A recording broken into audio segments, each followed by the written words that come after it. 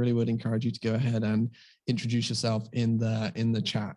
We're all about the community on these sessions.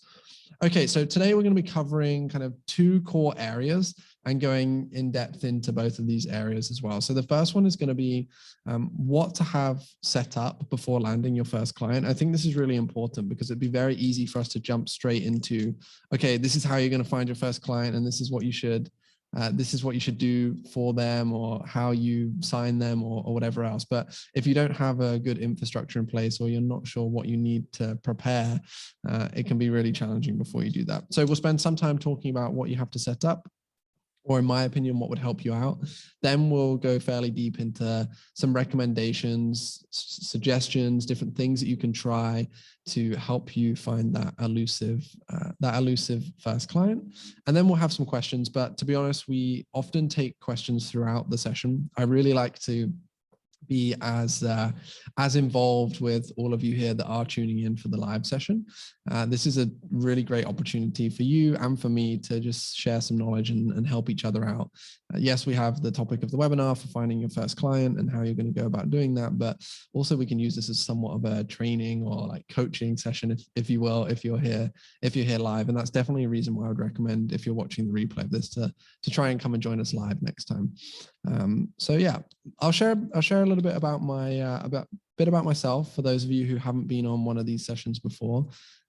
And I know that we've had intros already in the Zoom chat, so thank you everybody for doing that. Maybe you could let me know, like Patricia, for you and for Oliver, I'm interested to know, are you thinking about starting your agency? You've already started? Just let me know where you're at, because that would be really awesome too.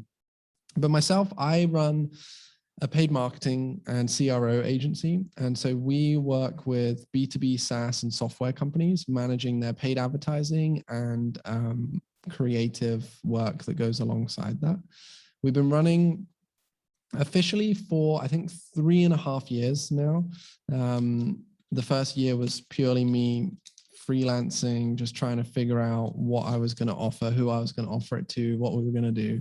And so really the last 2.5 years of a real agency, I would guess. And so right now we are a team of 16 people, and we have people in 13 different countries right now. So we're a completely remote team, very diverse distributed team.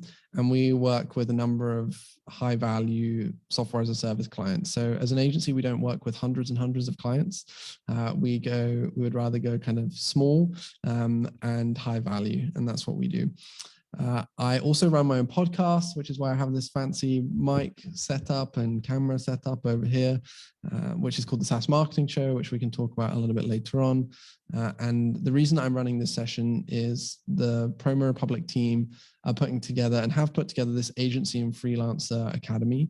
And myself, as well as some other agency owners and coaches and really great people, will come in now and again and drop some guidance and help and support for the agency community, and hopefully help you build and grow and scale a successful business. And so if you ever want to check that out, I'm going to share some more specific links a little bit later on, but you can head to growth.promorepublic.com and you'll be able to find a lot of previous webinars and resources and other information from me, as well as a number of other successful agency owners and founders on this site. So that's a little bit about me and who I am. Thank you for everyone who is doing their own introductions too. I see, let's see what we can take a look at here. So Patricia says, I've had my own agency for 33 years, but everything changed. So marketing and getting in front of necessary eyes, looking to get better. Okay. Shane uses social intelligence and AI to help brands and agencies improve their messaging. Oliver is a journalist planning to start a content marketing agency. Awesome. Cool. So we have a variety, which is really great. Okay, so let's get into today's topic. Before you go hunting for those new clients, first you need to make some important decisions, and that is around setting yourself up for success. It's very easy, well, not easy, but like the natural route to go down is, okay, I've started my business. Let me just go straight into sales. Let me try and get my first deal or my first lead or my first client. But in my mind and through my experience, there are a few things I would really recommend getting in place first, or asking yourself first, before you just jump jump in. I think too many people will make that mistake. There's two common mistakes I see. One is people try and do too much preparation and work up front and overanalyze and overthink things.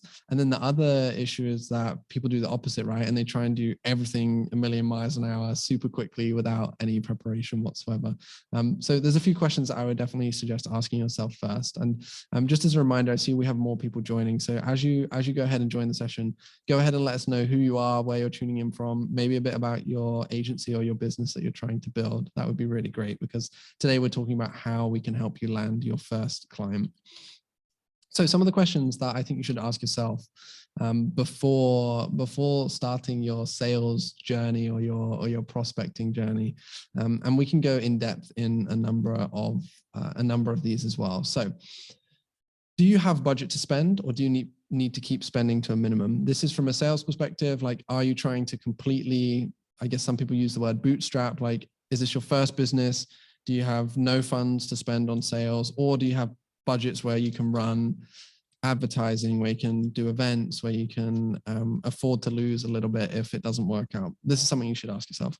You should ask yourself, who's going to be delivering the service that you're offering? This is a really interesting question and point, because a lot of people will naturally just go straight into, okay, I've got this skill set in marketing or whatever it may be, content writing, vice versa. And they go straight to, I'm going to launch an agency, and then they land their first client and they do all of the work. And you end up essentially just having a job within your own agency, right? You're running content marketing or ads for like 10 or 20, 30 different clients. That works really well for some people. Some people love that. But my approach from day one of setting up HeyDigital was, of course I'm involved or was involved in some strategic direction around paid advertising or setup or whatever else.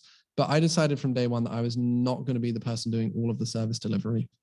And the reason behind that was, if I landed a client or 2 clients or 3 clients, if I had to also manage the service delivery for all of those, I wasn't going to be able to grow and scale, because I would have to spend so much time focusing on the delivery. So think about who's going to be delivering the service. This is something that's really, really important. Do you want to do everything yourself, or do you want to try and find someone, hire someone immediately from day one, or have someone on the bench ready to go? Hey to Lisa from Omaha, social media marketing agency with 13 clients. Awesome. Great to see you here. Okay, another question. What's your sales process? A lot of people do like sales outreach. They send emails, they go to events, they do all this stuff, trying to get their first client, but they don't think about what happens when someone shows an interest, right? So I wouldn't go into any sales activity without having a baseline understanding of what your sales process is going to look like. It doesn't have to be really complex. For me and HeyDigital, it's like, okay, we have a first stage, what some people may call a discovery call, get to know you call. If that goes well, we get access to their advertising accounts. If that goes well and we think we can help them, we do a proposal call with them together on the call. And then if that goes well, they say yes, we onboard them as a client, and we have this onboarding process. So I know, before I do any outreach or conversations with people, I know exactly what the process looks like. And this is also really important from the perspective of a potential customer of yours in the future. They want to see that you have a clear grip on what you're doing, and that you're not just completely scrapping around with everything. Something else to ask yourself is, if you landed a client tomorrow, like if someone said yes, would you actually be ready to take them on? I've seen this mistake in the past too, where like people do all this sales outreach, not really expecting anyone to say yes. And then when someone does say yes, they freak out a little bit and they're like, oh, what do I do next? Like, I don't know how to onboard them. I don't know how I'm going to deliver the service or anything like that. So you don't need to have everything mapped out step by step at such an early stage. But at the same time, you need to know, if someone says yes, am I ready to go? Or do I have people in place that can help me? Think about what service or services you're offering. We're going to talk about this more in depth later on when I tell you what I would do if I had to start again. But think about what services you're going to offer, what value you're going to bring to the market, what you're going to charge, what kind of clients you want to work with. And the final question, which I think is actually really important, and I think a lot of people have a blockage around this, is, do you believe in what you're selling? Do you actually think you can deliver this value that you're promising or talking about? This is really, really key. You're never going to succeed, in my mind anyway. In my mind, I don't think you're going to see success if you do not believe in the service that you're offering and what you're selling. So I think the reason I wanted to cover these before we go into practical ways of looking for new clients, of landing new clients, is These are important questions to ask yourself before you start doing that to ensure that you set yourself up for success. And I'm sure there's probably 20 other questions that you could ask, but when I was putting together this presentation and this webinar today, this was what came to mind for me from what I see from other agency owners and also from my experience. I also just want to cross off a common misconception. I see that a lot of people, when they first start their business, they spend hours and hours, days and days, weeks and weeks on, I need the perfect logo, name, brand, website, social media profiles, all this stuff. And they spend so much time getting caught up in that they don't get to focus on anything else. And when you're first starting a business, I don't think in the agency business anyway, it's different elsewhere, but when you're first starting an agency, I don't think you need all of this. And the reason I say that is because your messaging, your positioning, your value to the market, the kind of clients you work with, the service that you offer is most likely going to change. I don't think I've ever seen anyone who comes in and gets it perfect from day one. And so my advice is actually just start without a website unless you have someone that can like build it out for you easily, right? At HeyDigital, we didn't have a website for the first year and a half, maybe even 2 years of running the company. I just had my LinkedIn profile. And that enabled us to grow to like like, I won't share exact revenue numbers, but like we were a multiple 6-figure agency without a website. Like you don't need a website in my mind to get started. So if this is holding any of you back, please remember that you don't need that. All that you do need in my mind, and I guess this might be different if you're like a in-person, local, business-focused agency, but in my mind, all that you need in terms of a technical perspective is a scheduling software or tool, something like Calendly or I don't know what any of the others are because I just use Calendly, but something like that. And you can build out some qualifying questions in the call booking form in Calendly. I'll actually just see if on my other screen I can grab. We don't use this anymore because we do have a website, right? But I wonder if I can find for all of you what kind of questions we even used to ask on our Calendly booking form. But it's qualifying questions, so it's things around revenue, around have you worked with an agency before, any of this related information. So hopefully that makes sense to all of you. I'll try and multitask here and see if I can find this for you in the meantime. And then you need an invoicing software. And my recommendation is something that will automatically collect payments every single month via a credit card. This is actually one thing that I cannot recommend enough. I would really, really encourage everyone to do this, especially when you're first starting out. Like get paid upfront, auto collect billing. Don't be chasing up invoices. This is something that's helped us out really significantly. Okay, I've been able to find the very first Calendly booking form that I used before we had a website. So it looked like this: name, email, company website. What's your current annual recurring revenue? If your annual recurring revenue is below this, have you raised funding? These are like core questions for our target market and things that are important to us. Are they running ads? What's your current customer value? What's your current conversion rate? Do you want to leave any notes? So you can literally use this. You don't need a website. You can have a booking link that pre-qualifies people for you. I'm glad that I found that actually. It didn't take me as long as I thought it would to find that for all of you. So yeah, the invoicing tool is like really key. Now that we're a bigger company, of course, we have some clients that don't want to pay by credit card and that we collect payment from via normal wire transfer. However, we really do try and minimize that. I think we work with maybe 19 clients at the moment, and out of those 18, 19 clients, I think only maybe 2 or 3 of them pay via wire transfer. We try and keep it to recurring streams where it just auto comes in, auto collects every month. And then a clear plan for how you run your sales process. That's what I talked about a little bit earlier on. You can expand out on your onboarding plan as time goes on. I don't need you, and I'm not recommending that you have every step laid out and ready to go, because you can build your onboarding plan in tandem, but at least in your mind, you need to know what you're going to do or like what your next steps are. Okay. This is something that's extremely, extremely important. So I think I could continue. I could share like more quote unquote best practices around how you can set up your agency for success or stuff like that. But I think that many people, as I touched on earlier, use this busy work sometimes to hold themselves back, and that they don't push forward in landing that first client because they're trying to do so many other things. And so remember, not everything has to be perfect, especially at this early stage when you're first starting. I think that's really key to remember. But if you do want like more help or information about some of the stuff at the beginning when getting started, we do have other sessions that can help out. So for example, this one that we did a while back about how to craft the perfect proposal, this could be really useful for you if you are you've got some leads coming in, you've got people that are interested, and now you're making proposals to them. I have some strong feelings and suggestions on how to do that better. So you could maybe go ahead and check out this session if you wanted to. I can even put the link in the Zoom chat for this older one right now if you wanted to go and check that out. But you'll find plenty of other webinars and resources as part of the Agency and Freelancer Academy from myself and many other people here to support you. So I think that'll be enough for kind of getting started or best practice stuff. No problem, Patricia. So the reason most of you came here is what would I do? Like I was thinking when the title of this webinar was shared about how we're going to help you land your first client, it made me question, okay, if I had to start again with nothing or from the beginning, what would I do? How would I land my first client? What would be my approach?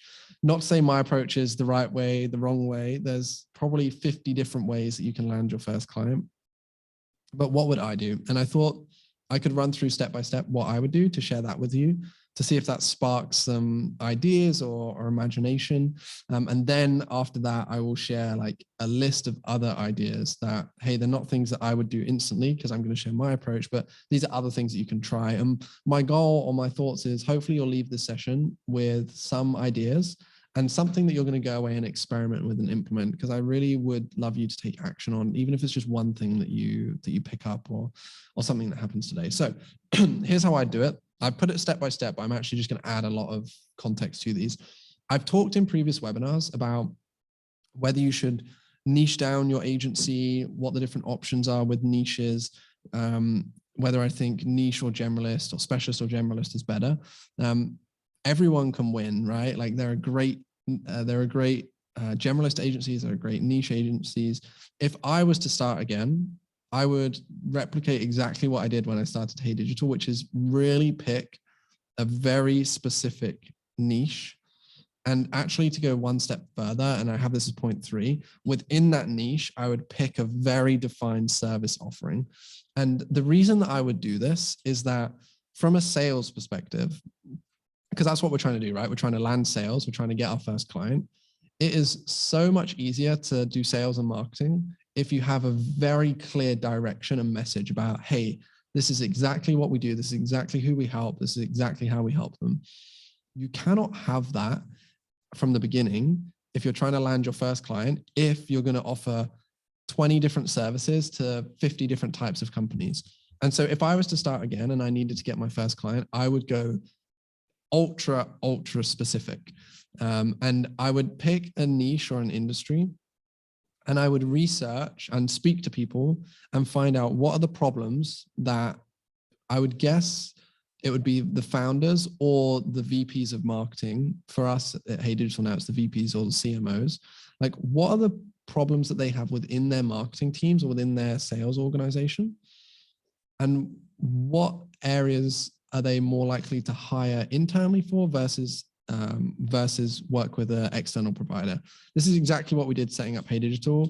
It was really clear to me that so many SaaS companies want to run paid ads and want to spend a lot of money there that they're raising from their investors, but don't have a specialist paid advertising person on the team. So it's a service that's easy for them to outsource.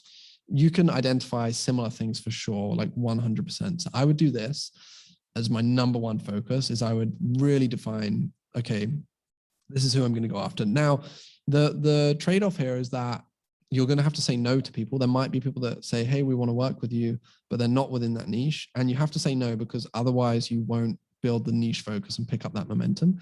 But the caveat is, if you pick one niche and it doesn't work, you can switch to another one. Like, don't feel like you're stuck here for life. We selected SaaS from day one and have continued to focus on SaaS. However, there was a period of time where we were questioning, is this working? Should we switch to e-commerce or direct to consumer businesses? So you can change if you need to. So I would do that. Then I would find someone from day zero to outsource the work to. And I would find someone who has experience in that niche, who's proven to have worked with companies in that niche, done what we're offering for them, because then you know that this person is reliable, and you know that you can already talk about how you have like great experience within this specialist niche. You don't have to like hire them as an employee. You can outsource the work to them as a freelancer or a contractor. And that means you don't need to like start paying them until you have the work for them, but you can try and find someone to outsource to from the beginning. Lisa has a great question. How do you find your people to outsource to? Lisa, that's changed a little bit for us now at HeyDigital, now that we're growing the team. So we've gone from a team of 3 or 4 people in the last 9 months to now 16 people. And so we have different ways of hiring people on the team, depending on the role and role type. But if I was first starting, what I would do is if I've picked a niche, I'm going to select SaaS because I know this well and I can talk really well about this on the call for all of you today. But let's say I selected SaaS. I would go, because I know I'm going to be running paid advertising and I need someone to deliver paid ad services. I would go to Facebook. I would find all of the Facebook paid advertising groups. There's one called like ad buyers and other things like this. And I would go into the Facebook group. I would do a search for SaaS or whichever niche you choose. And I would find people talking about that. And then I would ask them if they are open to taking on more work. That would be zero cost that I would do. But I would also try Upwork, like post a couple jobs on Upwork as if you already have work, like you're looking for a paid ad specialist within this niche or this industry, or a content marketing specialist, for example. And then I would, if I still couldn't find someone from either of those 2 avenues, I would go onto LinkedIn and look for people that have these job titles in these kind of companies and reach out to them directly. But I think you'd find someone in groups or on Upwork or other similar sites, or maybe you might know someone in your network already. That's what I would do. I would then go and set up my social profiles. So you see, I say social profiles, not website, because I'm not gonna focus on a website at this point. I would set up my social profiles. Mainly for me, in this case, it would be LinkedIn, because my target market utilize LinkedIn the most. But I would set up all of my social profiles, and to give you an overview, I would make all of my language talk to exactly who my target customer is, right? So I would be sharing, okay, we do PPC for SaaS and B2B tech companies, or it could be we do social media marketing for these kind of companies.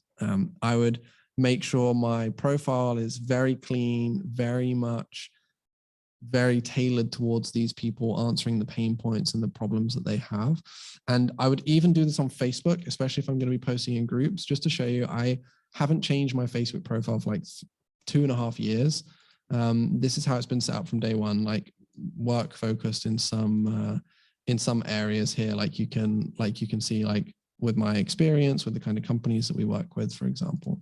So I would set up all of my social profiles to replicate that. The reason that I would do that actually is because I'm going to start looking at people, connecting with people, reaching out to people, and we'll talk about that in a second. And some of them might not reply to me or never reply to me, but they'll check out my profile. And if my profile's set up well, like to show you an example, I was hiring recently, or we're always hiring for new people to join the team. And I'm going to show you an example of, let me see if I can find it. Here we go. I was hiring, someone viewed my profile on LinkedIn. They didn't even send me a message. They just viewed my profile. It was this lady here, Anna.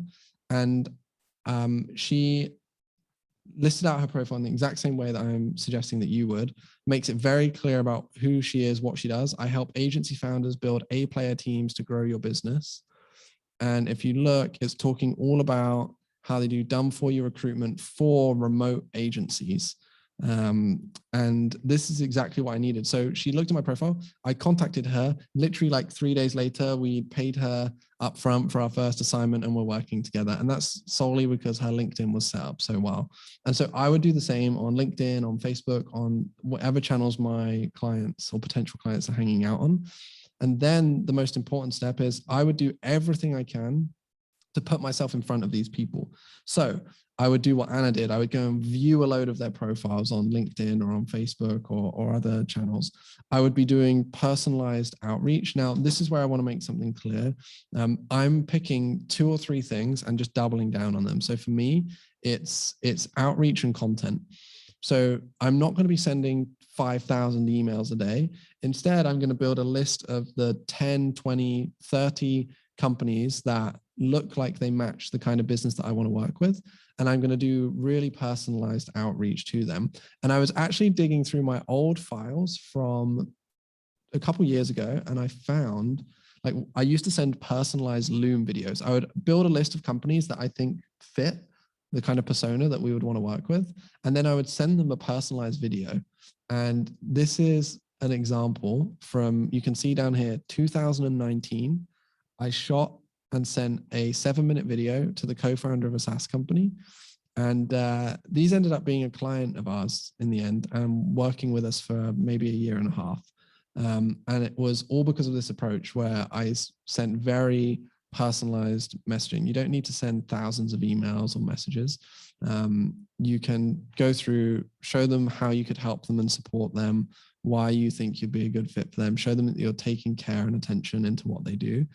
And I truly believe if you do that, even if you just did that actually consistently, you sent 10 of those a day, 15 of those a day, you would get your first client, like no doubt about it. But what I would also be doing at the same time is posting content on those profiles that is helping the kind of people that we want to work with. When I first started HeyDigital, this is exactly what I did. I was posting on LinkedIn and on Facebook like 2-3 times a day, sometimes, valuable information for people within this niche. Lisa says, how do you talk them into using you without past numbers to show? So Lisa, I actually think you would be surprised at how much people will work with you, even if you don't have numbers to show. Like, it's not all about the numbers. It's actually about how you communicate your ideas. When I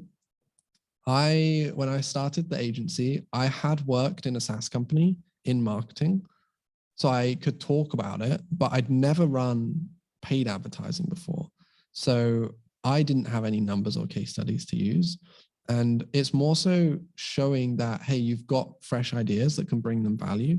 And as long as you communicate that clearly, you're not going to need numbers. The numbers, you can bring them into future once you have case studies or whatever else, but try not to let that be a blocker for you. As long as you have 100% conviction in what you do and you believe you can help these people and you can show them things that they either haven't seen before or that make sense, that would work for them, they're not going to need numbers to prove that. But also, if you find someone to outsource the work to from the beginning that has experience in this niche, if you ask them if they're comfortable, they may let you use some of their numbers as well. And so I truly believe doing this day after day, you will land your first client. I know because it's exactly what I did. I got my first clients from content and then from some really specific Loom video outreach. You can do this. I know this was 2 years ago when I first was doing that, but the same approach would still work. So this is my approach. This is what I would do. But the key here is you have to be consistent. You have to do this every day. When I'm doing this though, I would then start thinking about like more longer term sustainable stuff. So I would have in the back of my mind, okay, we'll start to think about our website once we have our first client. We'll start to think about organic content and SEO so that a year from now we'll be organically ranking on certain keywords. But what I'm saying is double down on something. And I think the reason most people don't land their first client isn't the reason that they tell themselves. It's not that people don't want to work with you. It's not that there's not enough clients out there. It's not that you don't have experience. Most often it's that you're not putting in the level of output that's required. Like, you have to be fine with people saying no. Like, you're going to get, I've probably had hundreds, thousands of no's at this point. And that doesn't matter because you'll get people that will say yes. I think most people give up a little bit too easily or feel like they need too much in order to be successful here. So this is how I would do it. But I wanted to say there are like so many different ways. All you need to do is go to YouTube, search get your first agency client like I did here. And there are literally hundreds of videos of people sharing what they would do, how they got their first client. You can do so many different things, which we will talk about actually right now. Like what else can you try? Maybe you can try, I'm going to run through these one by one actually, because I think there'll be some value here. And I also want to say, if you do have questions, I really appreciate Lisa and Patricia, I think, have both been sharing a few questions as we've been going through this session live. I encourage all of you to do that. If you have questions about sales, agency related stuff, get them in now, because we will have some time for like Q&A in a few moments, but it would be great if you start getting them in so that we can just get to them for you. So these are some ideas I had. Become your own client. We've talked about this before. If you're going to build and run a marketing agency, the service that you're going to offer to your clients, you want to believe in it, right? And if you're selling something to someone that's going to drive them leads or customers or brand awareness or market share or whatever it might be, do that for yourself. If you don't have clients at the moment, push your own marketing, like become your own client. If you have the budget, run your own ads on Google. Now, I know that a lot of you maybe won't have budget, but you could do, for example, let's do like social media marketing agency. I'm in Tallinn, right? So let's do that. I guarantee you, here we go. There's agencies running ads. Like if someone searches social media marketing agency Tallinn, it's pretty obvious what they want. So we see this as the first ad. Okay, a marketing agency, right? So if you have some budget available, I would do that. I think that's going to be a fast way of generating some leads because it's so high intent. But you're going to need funds available for that for sure. Be active in relevant Facebook groups. I used to absolutely cane this. I would do this all the time. I can even show you examples. Like I decided on my niche and then I found all of the relevant Facebook groups for my niche. And so I remember, let's see if it's still open. It was called, yeah, here we go. SaaS Growth Hacks. This was a growth hacking group, a marketing group for SaaS that had 27,000 members in. And if we do a search, let's actually just see so that I can show you guys that, hey, I did this. Like I'm not just giving you worthless advice. Here we go. So look at all these different posts. These are all my posts in SaaS Growth Hacks group, all from a few years ago. 5 tips to generate more leads from your Facebook advertising. I'm sharing advice here. There's people, if we go to the post, just a few tips. And then there's people enjoying this, finding value here. I could probably scroll for ages and you'd see all the different posts here. Like even a post of me talking about Promo Republic a few years ago. But look at this, talking about ads, just giving advice, helping people out. So I would do this. I would be posting, but also helping people. You could do a search. You could go to any of these groups, and I bet if I searched in here right now for Facebook ads, I bet there's someone talking about it. Like we could filter by most recent, and then we could see, okay, here we go. On the 29th of September, on the 5 hours ago, someone talking about anyone hired a social media manager. Like there's posts all the time in here about ads, and I would go and help those people and answer their questions. Do that. You could try setting up an event that's interesting for your target market. So if you've decided, okay, we're going to work with these kinds of companies, why don't you set up an event where it's like, it doesn't have to be all about your service or your marketing. Actually, it shouldn't be about that. It should be about a challenge that these people have. Maybe get someone to come in and speak and talk about how they can solve those challenges. Just get together your target market, help them and build relationships with them. You could try freelancing websites like Upwork or Fiverr. Personally, I wouldn't do this. I wouldn't recommend this too much because I found that if someone's posting a job on Upwork, it's most likely that they are looking for a cheap freelancer and not an agency. But I do have some friends that use this strategy pretty successfully where they would upsell people to agency services. So for some people, this might work out well. And it might be a fast way to get some recurring revenue on board. Guest appearances. So again, if you have a defined niche or offering, ask if you can be guests on shows, events, panels that talk about those things. Start to think about positioning yourself as an expert. I think I fast-tracked my way to some kind of expert level in SaaS marketing. Like I was speaking on stages at events within a month of running my marketing agency working with SaaS companies. And yes, I'd worked in one SaaS business, but I didn't at that time have the level of experience in marketing for SaaS companies that many other people did. But I was not afraid to ask questions and not afraid to meet people and share ideas. And you can fast track your way to positioning yourself as more authoritative than you actually are at that time. You can see some of my other points here, like ask friends, previous colleagues, family. I know sometimes that can be a bit nerve-wracking, but I'm pretty sure if you're trying to build a business, someone out there is going to help you out, and someone out there is going to know someone that needs your help. You just have to ask. You'll probably see my recurring theme today is being active rather than passive and waiting for things to come to you. This one is interesting. I haven't tried this for a few years now, but you could try job boards where people are hiring for marketing work, and you could pitch them an outsourced solution. So for example, I'm just going to go to a job board that I've been using for us to help hire roles at HeyDigital. You'll maybe want to look at local ones or national ones, but I could go to somewhere like this. I could go to sales and marketing, and I could see that, okay, sales, content marketer, agency analytics are looking for a content marketer, right? They're a SaaS company who I know of pretty well. They're looking for a content marketer. So they're obviously trying to hire someone internally, but it is a 100% remote position as well. There's a chance that, let's say they've been hiring for this job for a couple months and not finding the right person. There's a chance that you could convince them as an agency owner to work with your agency. Like, you can go to them, say that you're hiring, you clearly know exactly what they're looking for. So one thing that you could do is you can take the approach of, hey, I know that you're hiring, I offer this as a service, could we help? Or you could be smarter about it and you could see that, okay, they tell you exactly what they want from a person. You could then find the person who's responsible for leading their marketing or leading their business, shoot them a Loom video, send them an email, not mentioning this job, but ticking off all the points that they have. Like, okay, you're an agency and you have either worked with SaaS companies, if you have, obviously, but you can say that you have great writing skills, that you really focus in on creation and the distribution of content. And you know that the distribution is just as important as creation.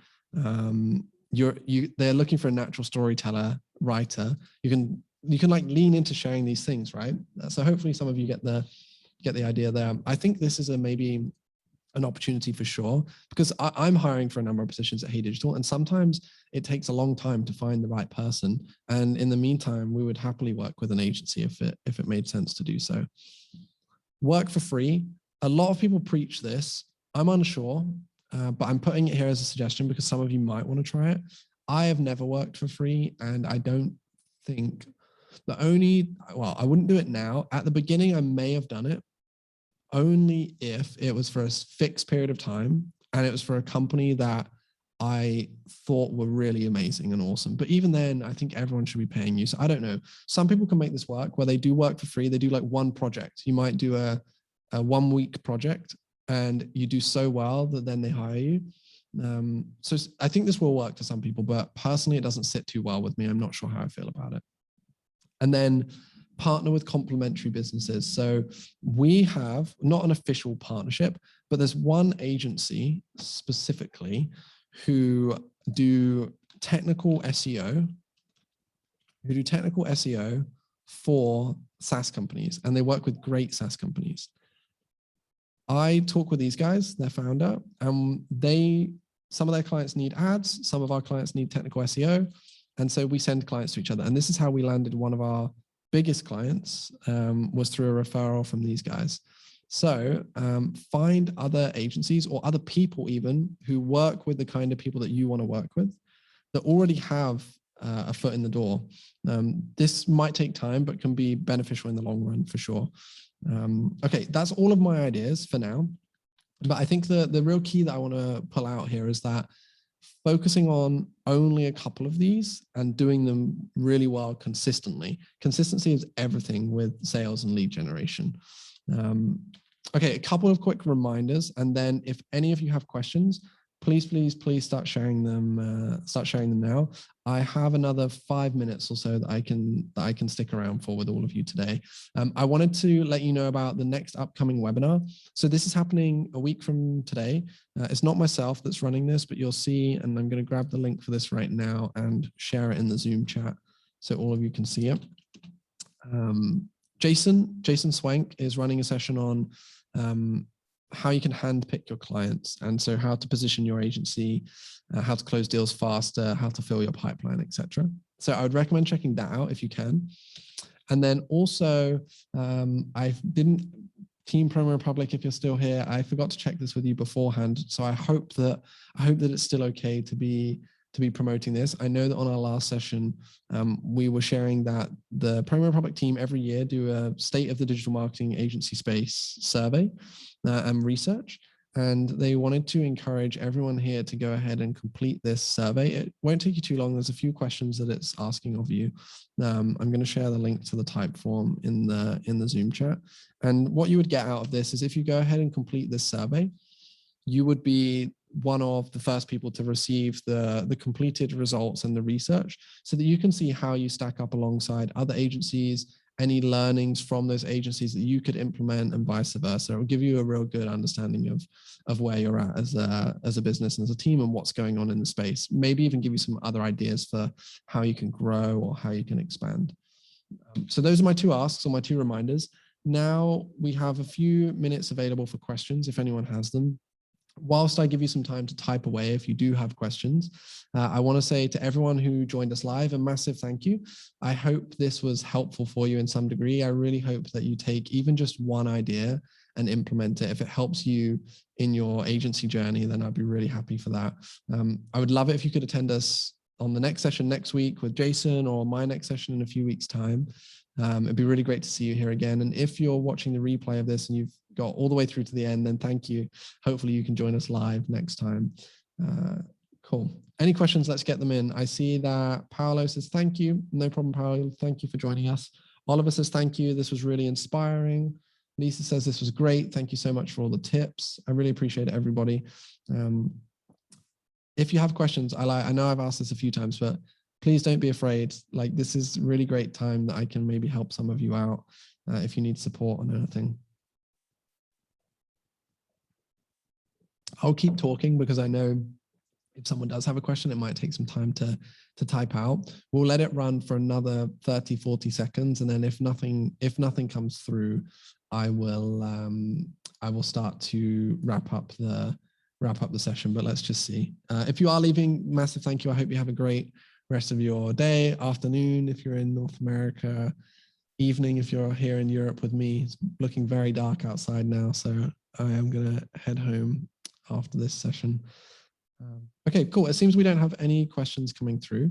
So what I'm gonna do is hit pause on the screen share. Thank you for all the nice feedback. I really appreciate it, everybody who was here. I wish you all the best. I hope you have a great day, and I will see you again soon. Hope you all have a great one. Thanks, everybody. Goodbye.